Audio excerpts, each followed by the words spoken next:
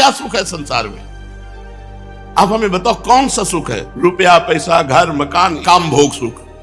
पूरे दिमागों को तौल के देखो, और काम भोग का सुख है कहां?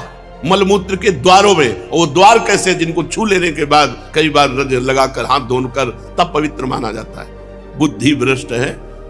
तो चलो जब तक रही तब तक रही, अब जब परमार्थ में आ गए तब तो सिंहवत रहो। उठो। भगवान ने यदि हमें भजन का अवसर दिया तो इससे बड़ी और कोई कृपा नहीं है भगवान के पास।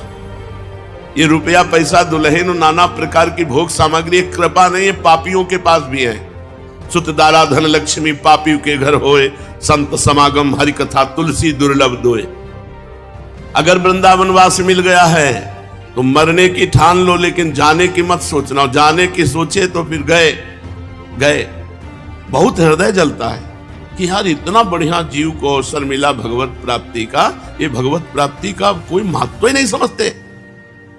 जहां साल 2 साल भजन की हृदय जला। देखो भजन का फल है उदासी।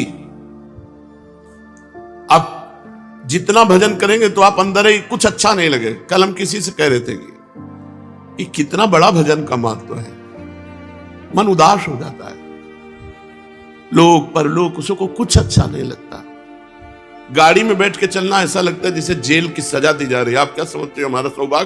हमारा सौभाग्य नंगे पैर वृंदावन में चलना, हमारा सौभाग्य मांग के खाना, हमारा सौभाग्य पटे पुराने कपड़े पहनकर भगवान के लिए रोना, हमारा सौभाग्य हम किसी का मुंह न देखें, कोई हमारा मुंह न देखे, हम केवल प्रिया प्रीतम को देखें, वो हमें देखें, ये हमारा सौभाग्य।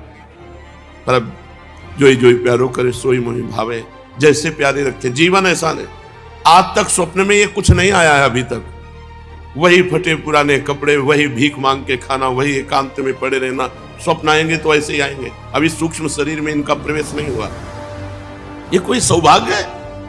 हम आपसे सच्ची कहते हैं, भगवान से कभी मत मांगना कि यश हो, कभी मत मांगना। यही मांगना कि प्रभु मुझे संसार में कोई जान न पावे, छुप करके आपका भजन करके मर जाऊं, कोई ये भी ना जान पावे कि आपका ये भगत था।